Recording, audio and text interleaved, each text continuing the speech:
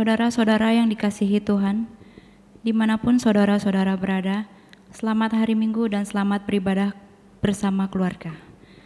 Saudara-saudara, marilah kita datang kepada Allah yang setiap saat memanggil dan mengajak kita melakukan kehendak-Nya. Marilah kita mendengar pengajaran-Nya dan yang membentuk kita dengan kasih-Nya yang menyatukan. Marilah kita bersyukur kepada-Nya.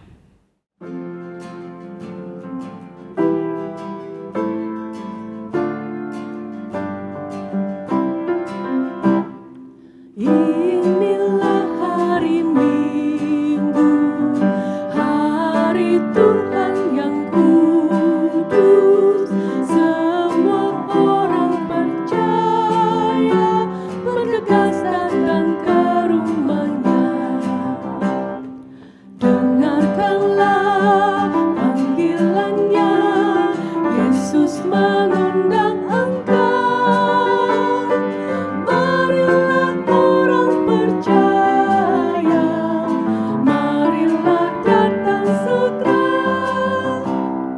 Mari datang padanya, menyembah serta sujud. Mari datang bersyukur atas kasih karunia-Nya. Dengarkanlah panggilan-Nya, Yesus mengundang engkau. Marilah orang percaya, marilah datang segera.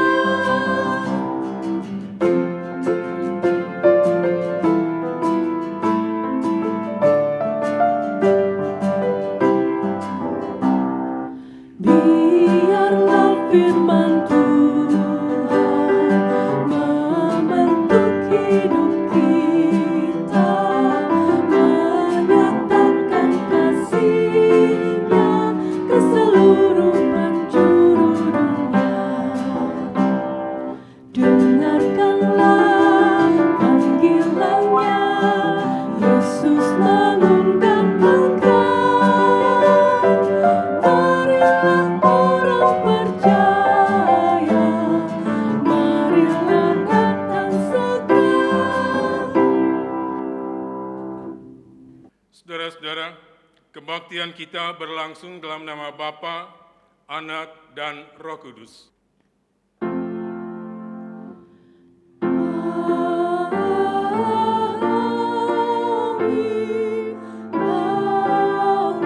amin,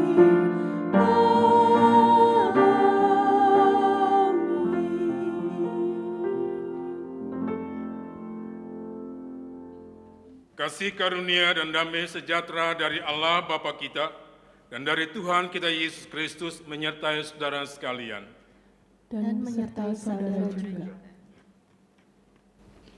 Saudara-saudara yang dikasihi Tuhan, kata orang bicara tentang persatuan dan kesatuan itu mudah, tetapi bisa menjadi tidak mudah ketika harus mempraktekkan atau mewujudkannya. Mengapa? Ada banyak kepentingan, baik pribadi maupun sekelompok orang, yang menghalangi terjadi dan mewujudnya persatuan dan kesatuan. Sebab itu, kita sebagai gereja diingatkan untuk kembali kepada hakikat dan panggilan gereja yang bersekutu di dalam kasih Allah Trinitas. Injil Yohanes pasal 15 ayat 10 berkata, "Jikalau kamu menuruti perintahku, kamu akan tinggal di dalam kasihku, seperti aku menuruti perintah Bapa-Ku dan tinggal di dalam kasih-Nya."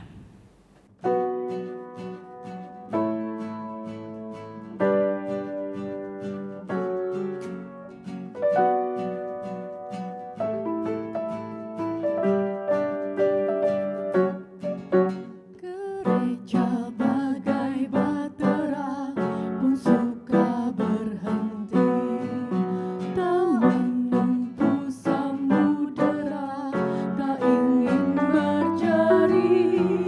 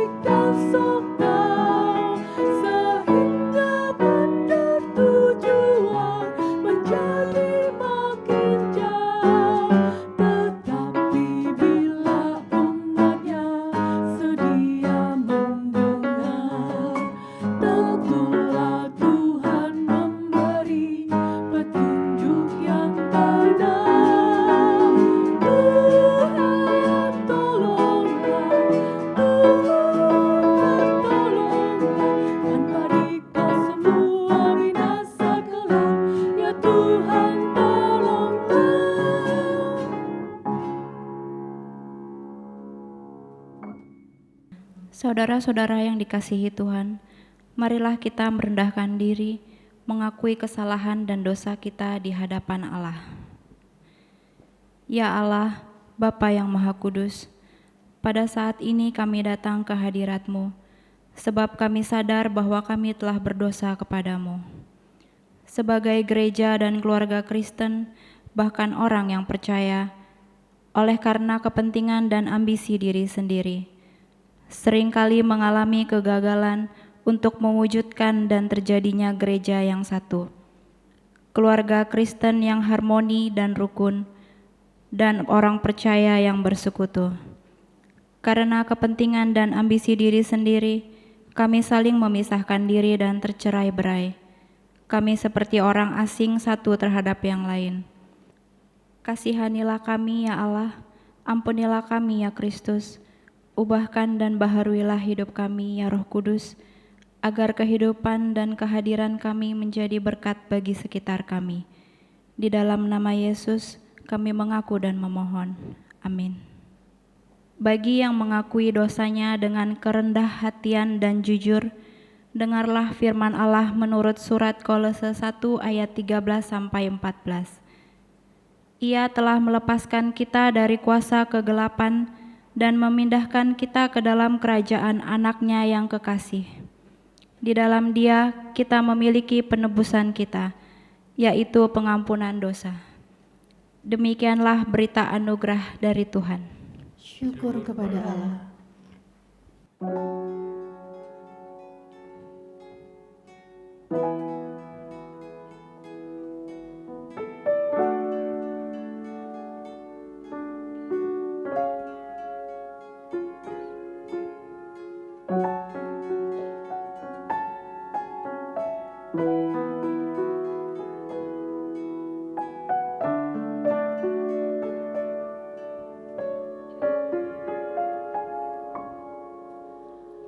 Biar ku tumbuh di batangmu, ya pokok anggur yang benar, supaya kau hidupkan daku menjadi ranting yang segar. Jika Engkau beri berkat, aku berbuah yang lebat.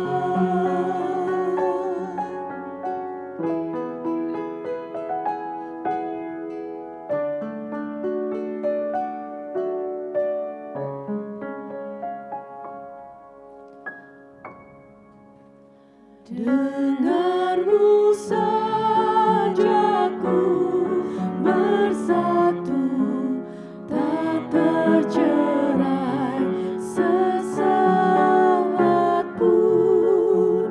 Kasih-Mu pandu di jalanku, ku hidup oleh hidup-Mu.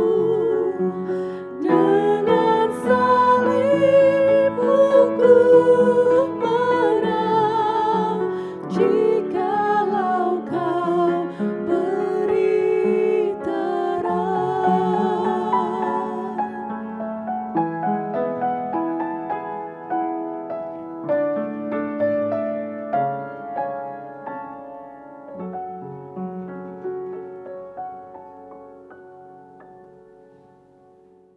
Saudara-saudara yang dikasihi Tuhan, mari kita bersatu dalam doa. Ya Allah, Bapa yang bertakhta dalam kerajaan surga yang kudus, pada saat ini kami bersama-sama merendahkan diri kami, sambil membuka hati dan pikiran kami, bahkan keseluruhan hidup kami, supaya kami diterangi oleh kuasa firman-Mu dan dipimpin oleh kuasa Roh-Mu yang kudus. Sehingga firman yang kami baca, yang kami dengar dan kami renungkan pada saat ini, dapat kami wujud nyatakan di dalam kehidupan kami sehari-hari, nyata di dalam sikap dan perilaku kami yang baik dan benar. sehingga kehidupan kami boleh menjadi berkat dan teladan bagi sesama kami. Di dalam nama Tuhan Yesus Kristus kami berdoa. Amin. Bacaan pertama dari Kitab Para Rasul 10 ayat 44 sampai 48. Ketika Petrus sedang berkata demikian, turunlah Roh Kudus ke atas semua orang yang mendengarkan pemberitaan itu. Dan semua orang yang percaya dari golongan bersunat yang menyertai Petrus tercengang-cengang karena melihat bahwa karunia Roh Kudus dicurahkan ke atas bangsa-bangsa lain juga. Sebab mereka mendengar orang-orang itu berkata dalam bahasa roh dan memuliakan Allah.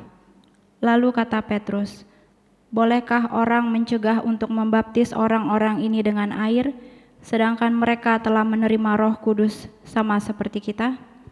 Lalu ia menyuruh mereka dibaptis dalam nama Yesus Kristus. Kemudian mereka meminta Petrus supaya ia tinggal beberapa hari lagi bersama-sama dengan mereka. Demikianlah sabda Tuhan. Syukur kepada Allah.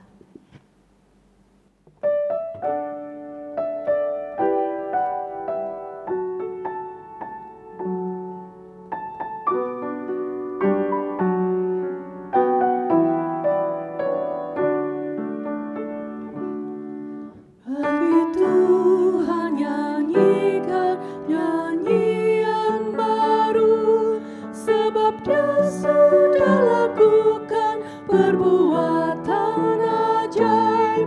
Bagi Tuhan nyanyikan nyanyian baru, keselamatan dikerjakan oleh tangannya.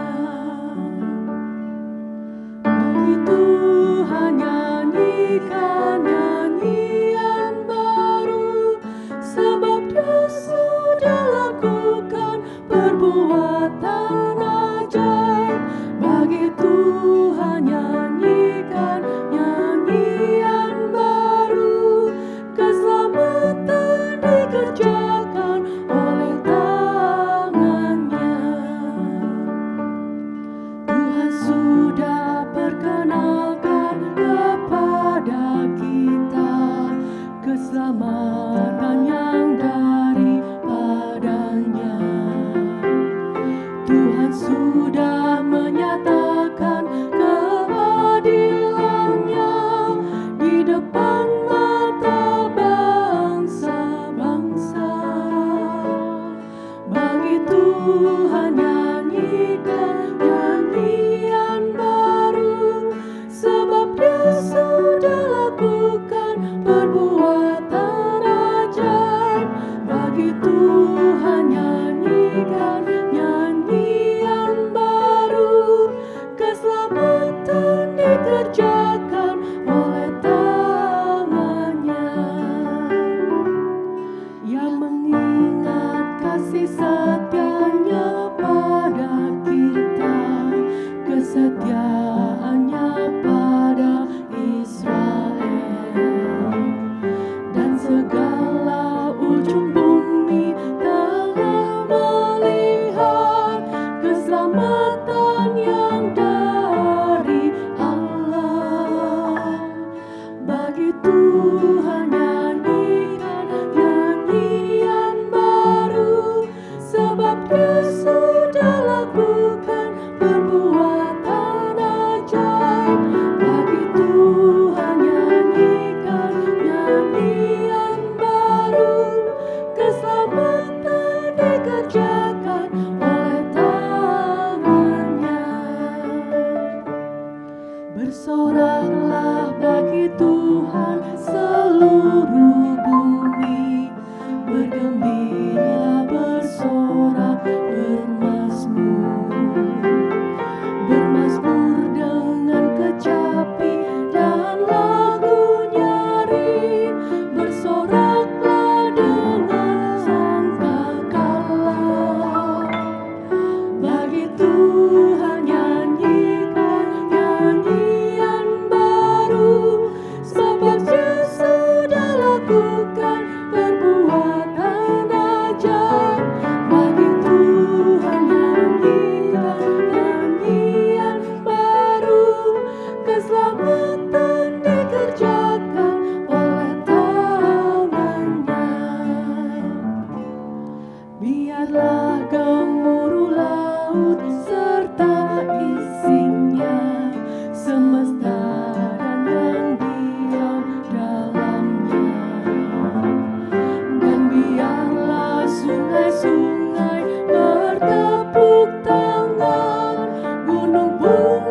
bersorak di depannya.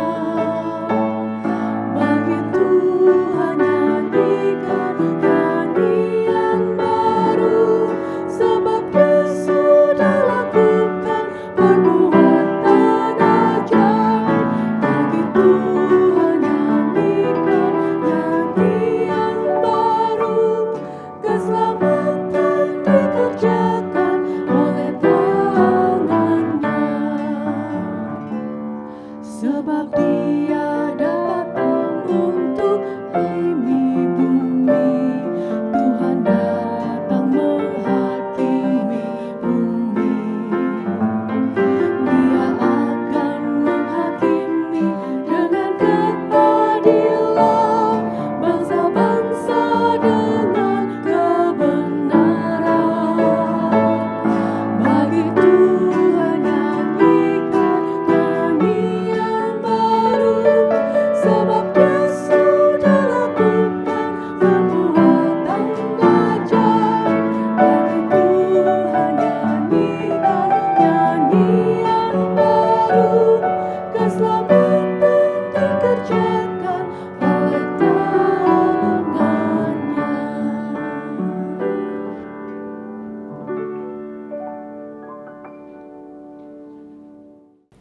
Bacaan kedua dari kitab surat 1 Yohanes pasal 5 ayat 1 sampai 6. Setiap orang yang percaya bahwa Yesus adalah Kristus, lahir dari Allah, dan setiap orang yang mengasihi Dia yang melahirkan, mengasihi juga Dia yang lahir daripadanya. Inilah tandanya bahwa kita mengasihi anak-anak Allah, yaitu apabila kita mengasihi Allah serta melakukan perintah-perintah-Nya. Sebab inilah kasih kepada Allah, yaitu bahwa kita menuruti perintah-perintah-Nya. Perintah-perintah-Nya itu tidak berat, sebab semua yang lahir dari Allah mengalahkan dunia, dan inilah kemenangan yang mengalahkan dunia, iman kita. Siapakah yang mengalahkan dunia, selain daripada dia yang percaya bahwa Yesus adalah anak Allah? Inilah Dia yang telah datang dengan air dan darah, yaitu Yesus Kristus, bukan saja dengan air, tetapi dengan air dan dengan darah. Dan Roh-lah yang memberi kesaksian, karena Roh adalah kebenaran. Demikianlah sabda Tuhan. Syukur kepada Allah. Pembacaan Injil menurut Yohanes pasal 15 ayat 9 sampai 17 mengatakan demikian. Seperti Bapa telah mengasihi aku, demikianlah juga aku telah mengasihi kamu. Tinggallah di dalam kasih-Ku itu. Jikalau kamu menuruti perintah-Ku, kamu akan tinggal di dalam kasih-Ku, seperti aku menuruti perintah Bapa-Ku dan tinggal di dalam kasih-Nya. Semuanya itu Kukatakan kepadamu, supaya sukacita-Ku ada di dalam kamu, dan sukacitamu menjadi penuh. Inilah perintah-Ku, yaitu supaya kamu saling mengasihi, seperti aku telah mengasihi kamu. Tidak ada kasih yang lebih besar daripada kasih seorang yang memberikan nyawanya untuk sahabat-sahabatnya. Kamu adalah sahabatku, jikalau kamu berbuat apa yang Kuperintahkan kepadamu. Aku tidak menyebut kamu lagi hamba, sebab hamba tidak tahu apa yang diperbuat oleh tuannya. Tetapi aku menyebut kamu sahabat, karena aku telah memberitahukan kepada kamu segala sesuatu yang telah Kudengar dari Bapa-Ku. Bukan kamu yang memilih aku, tetapi akulah yang memilih kamu. Dan aku telah menetapkan kamu, supaya kamu pergi dan menghasilkan buah, dan buahmu itu tetap, supaya apa yang kamu minta kepada Bapa dalam nama-Ku, diberikannya kepadamu. Inilah perintah-Ku kepadamu, kasihilah seorang akan yang lain. Demikianlah Injil Tuhan kita Yesus Kristus, dan yang berbahagialah setiap kita yang mendengarkan dan yang memeliharanya. Haleluya.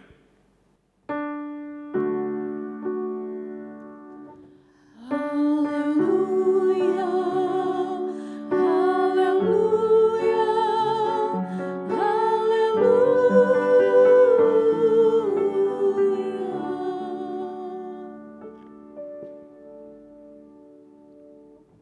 Saudara-saudara yang dikasihi Tuhan, di sekitar kita ada orang-orang yang suka berkata, manusia itu lemah. Manusia itu mudah berubah. Manusia itu suka berpura-pura, bahkan berbohong dan berkhianat.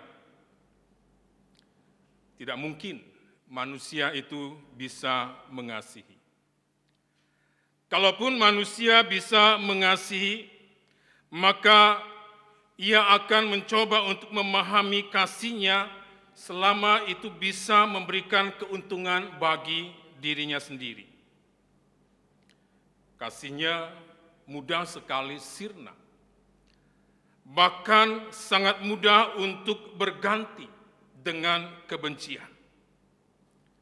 Sehingga sangat sulit bagi manusia untuk hidup sebagai satu kesatuan yang utuh, baik di dalam kehidupan masyarakat maupun di dalam kehidupan keluarga, bahkan di dalam kehidupan gereja sekalipun. Pemisahan diri atau perceraian dan perpecahan menjadi sebuah gambaran tidak adanya kasih. Sebaliknya, yang ada adalah kebencian. Perkataan ini bisa saja menjelaskan bahwa orang tersebut atau siapapun yang mengatakannya adalah seorang yang sama sekali tidak bisa mempercayai kekuatan kasih. Atau ia adalah seorang yang sedang berusaha untuk membunuh atau mematikan kasih, baik yang ada di dalam dirinya sendiri maupun kasih yang ada pada orang lain. Saudara-saudara, pada satu sisi memang manusia itu lemah. Tetapi pada sisi lain perlu diingat bahwa manusia dan kasih itu dua hal yang berbeda. Jika di dalam Injil Yohanes pasal 15 ayat 17, Yesus memberikan perintah, kasihilah seorang akan yang lain.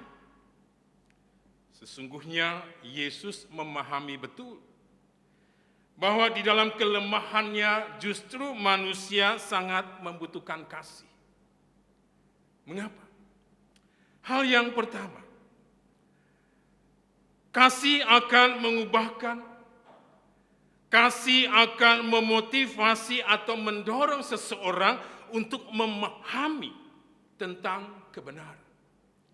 Bahkan mendorong seseorang untuk melakukan hal yang benar.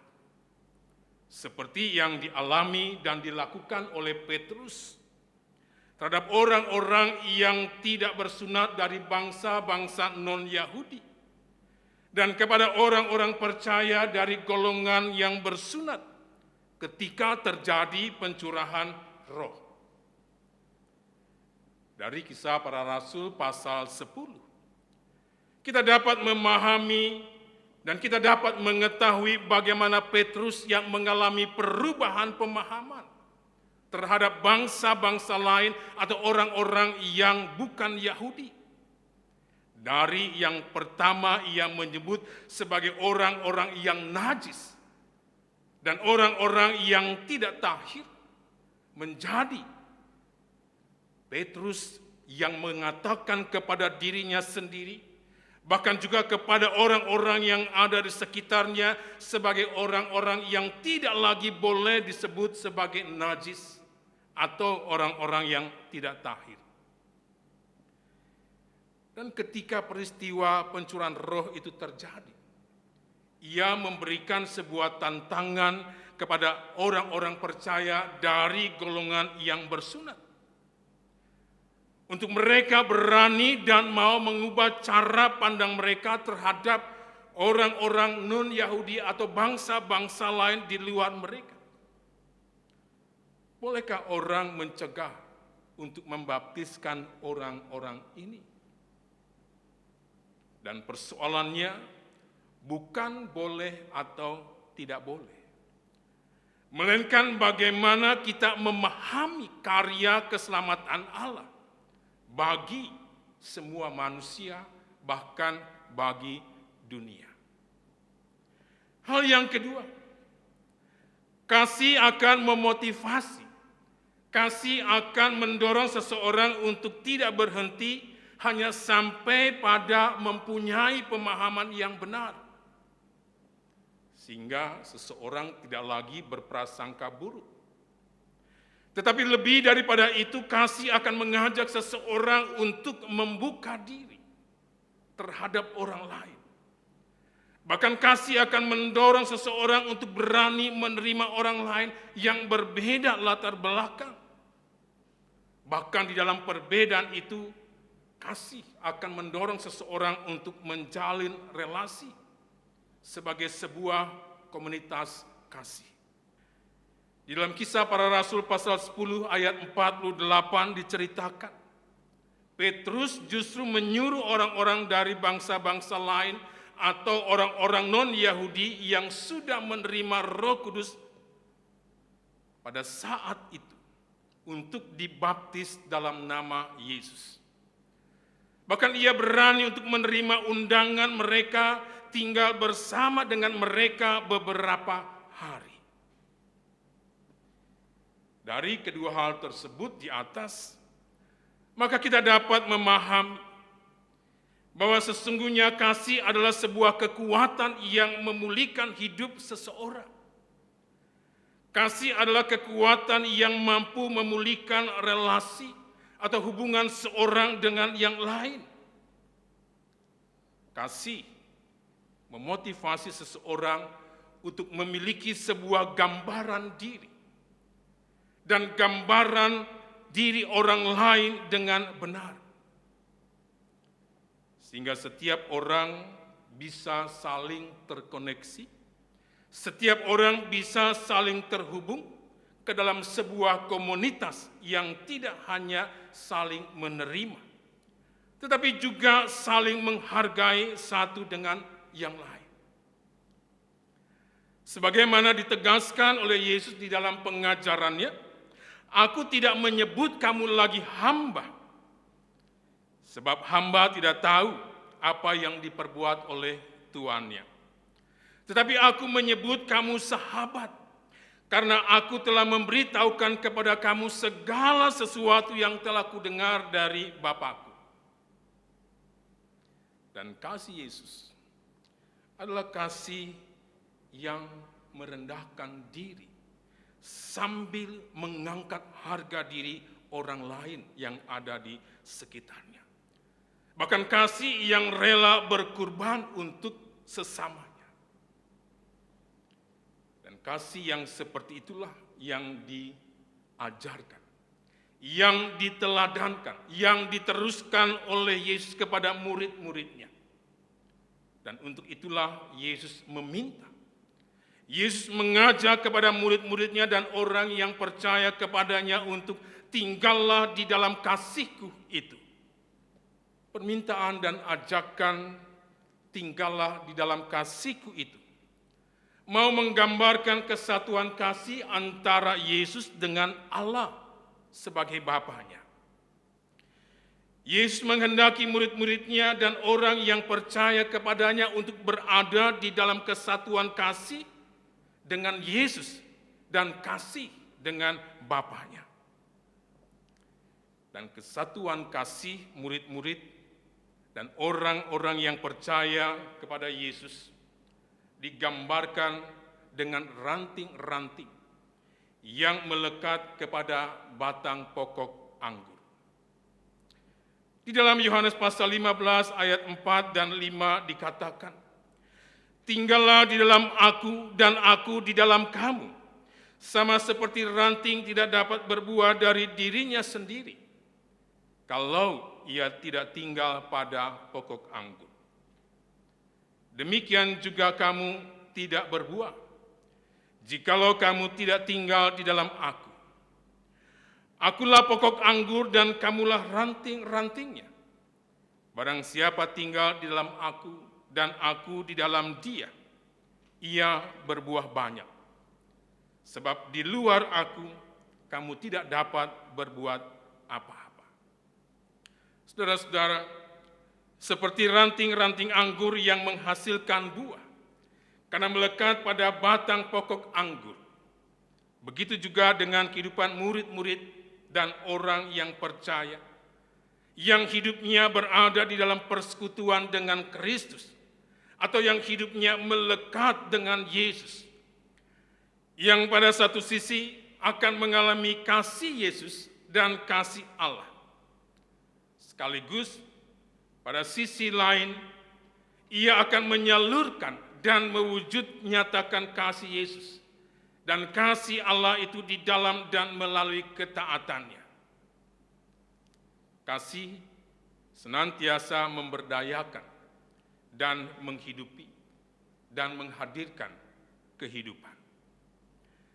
Ketaatan yang dilakukan atas dasar kasih kepada Yesus dan kasih kepada Allah tidak akan pernah menghasilkan ketakutan atau kebencian yang justru mendorong seseorang untuk memisahkan diri atau menceraikan diri yang berdampak kepada perpecahan, melainkan akan senantiasa menyatukan.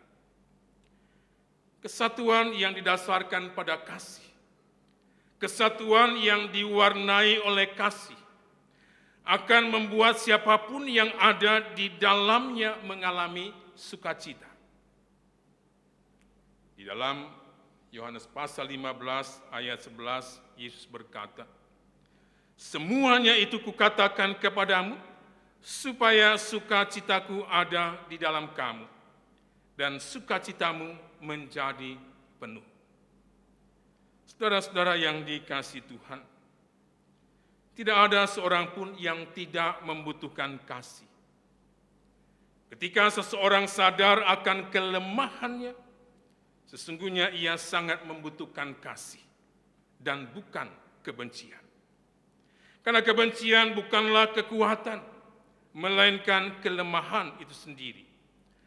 Kebencian tidak pernah memberi pengharapan dan tidak pernah membangun kehidupan, melainkan menyebarkan kematian dan menghancurkan. Sebaliknya, kasih senantiasa menghidupi dan memberi kehidupan. Saudara-saudara, memang manusia itu lemah, namun kasih itu tidak lemah. Kasih adalah kekuatan.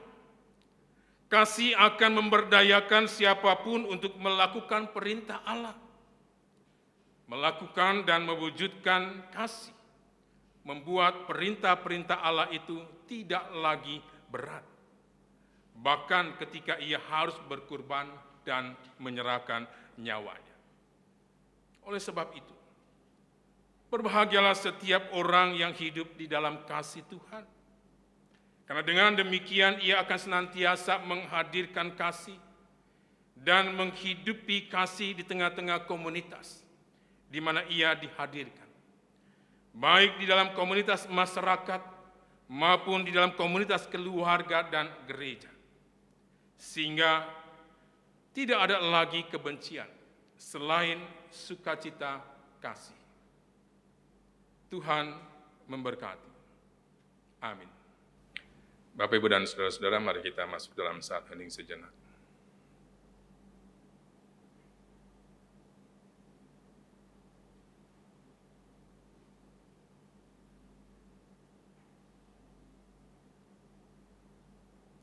Amin.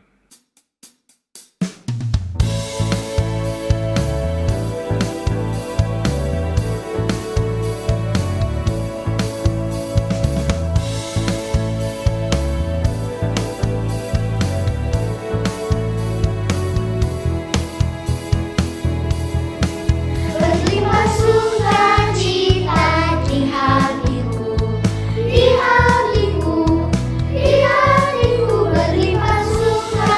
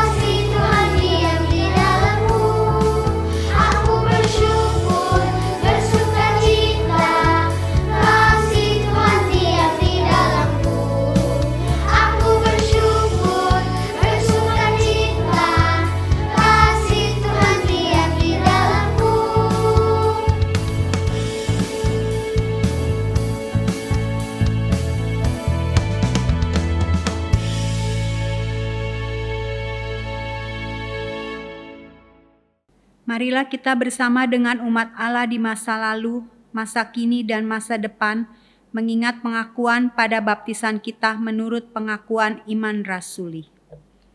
Aku percaya kepada Allah, Bapa yang Maha Kuasa, Khalik langit dan bumi, dan kepada Yesus Kristus, anaknya yang tunggal, Tuhan kita, yang dikandung dari Roh Kudus, lahir dari anak darah Maria, yang menderita sengsara di bawah pemerintahan Pontius Pilatus, disalibkan, mati dan dikuburkan, turun ke dalam kerajaan maut. Pada hari yang ketiga, bangkit pula dari antara orang mati, naik ke surga, duduk di sebelah kanan Allah, Bapa yang Maha Kuasa, dan dari sana ia akan datang untuk menghakimi orang yang hidup dan yang mati. Aku percaya kepada Roh Kudus, gereja yang kudus dan am, persekutuan orang kudus, pengampunan dosa, kebangkitan orang mati, dan hidup yang kekal. Amin. Saudara-saudara yang dikasihi Tuhan, mari kita bersatu dalam syafaat. Kita berdoa. Kami bersyukur kepadamu ya Allah atas firman yang kami dengar pada saat ini, yang mengajak kami untuk tinggal di dalam kasih Tuhan, sehingga kami mampu untuk memahami seseorang di dalam perjalanan hidup di mana Tuhan menghadirkan kami, baik di tengah masyarakat, keluarga, dan juga di dalam kehidupan bergereja, sehingga kami jauh dari prasangka buruk yang akan memunculkan kebencian di antara kami. Kami mohon kiranya kasih Tuhan yang menopang kami, sehingga kami mengalami pemulihan, baik di dalam kehidupan pribadi maupun keluarga, gereja, dan masyarakat, sehingga hidup kami boleh sungguh menghadirkan dan mewujudkan damai sejahtera Tuhan. Bapa dalam surga, pada saat ini kami berdoa untuk pemerintahan di dalam rangka menjalankan dan mewujudkan apa yang menjadi keinginan setiap kami sebagai warga di negeri ini, khususnya berkaitan dengan vaksinasi. Biarlah usaha yang dilakukan oleh pemerintah boleh direspon secara positif, dan setiap kami boleh mendukung, sehingga vaksinasi ini boleh mendatangkan kebaikan bagi diri kami dan juga bagi setiap orang yang ada di sekitar kami. Bahkan ketika vaksinasi ini boleh berjalan dengan baik dan berhasil, itu juga boleh menopang kehidupan yang lain yang kami butuhkan, baik dalam kehidupan sosial maupun dalam hidup perekonomian, sehingga kami boleh kembali ke dalam kehidupan yang normal, kami boleh bekerja, kami boleh menghasilkan sesuatu yang kami butuhkan, dan kami boleh melihat bahwa Tuhan sungguh memeliharakan kehidupan kami. Kami mohon kiranya Tuhan memberikan hikmat baik kepada pemerintah maupun kami sebagai warga negara. Kami berdoa bagi saudara-saudara kami yang masih harus dirawat oleh karena sakit, khususnya berkaitan dengan COVID-19. Tuhan tetap memberikan kepada mereka pengharapan. Engkaulah yang menghibur dan yang menopang, agar di tengah penderitaan sakit yang mereka alami, mereka boleh tetap dapat merasakan kasih Tuhan yang memelihara, bahkan yang memberikan kepada mereka kehidupan yang lebih baik. Kami mau serahkan mereka sepenuhnya ke dalam tangan pemeliharaan Tuhan. Dan inilah yang menjadi doa kami, yang kami panjatkan hanya dalam nama Tuhan kami Yesus Kristus, yang telah mengajarkan kami berdoa.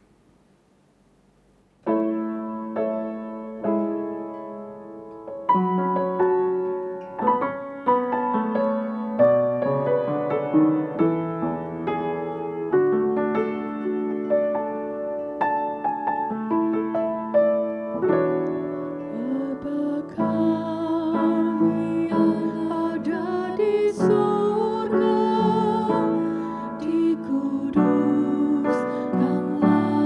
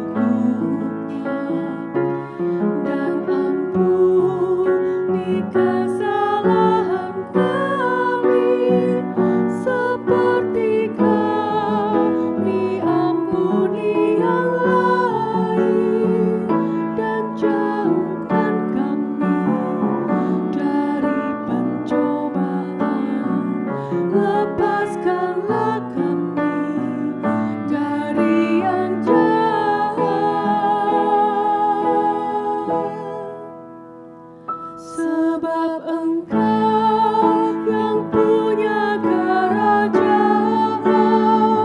serta kuasa dan kemuliaan sampai selama-lamanya.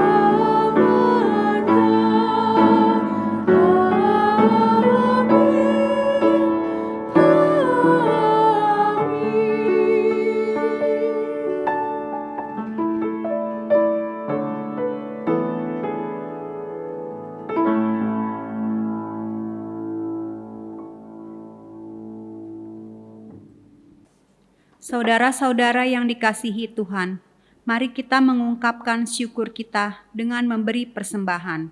Firman Tuhan menurut kitab Zefanya 3 ayat 10 mengatakan, "Dari seberang sungai-sungai negeri Etiopia, orang-orang yang memuja aku, yang terserak-serak akan membawa persembahan kepadaku." Saudara-saudara dapat memberikan persembahan dengan mengirimkan atau mentransfer persembahan saudara-saudara. Persembahan juga dapat dikumpulkan di amplop untuk kemudian dibawa ke gereja pada saat kita bisa kembali beribadah di gedung gereja.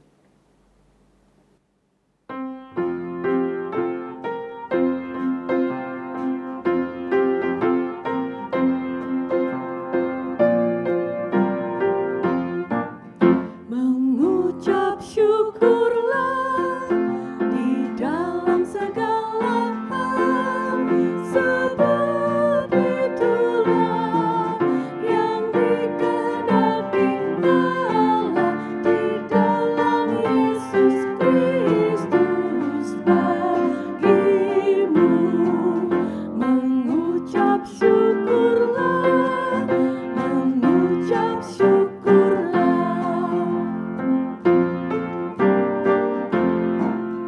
Mengucap syukurlah di dalam segala hal, sebab itulah yang dikehendaki Allah di dalam Yesus Kristus bagimu. Mengucap syukurlah, mengucap syukurlah.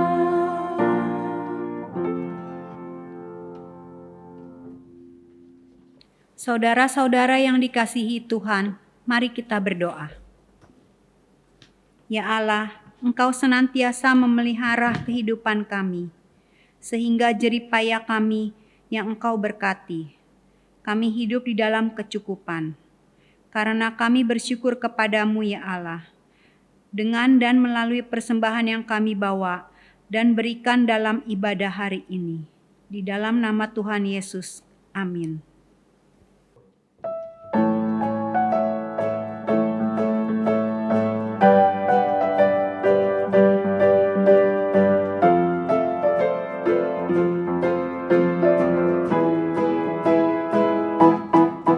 Serikat persaudaraan, berdirilah teguh, sempurnakan persatuan di dalam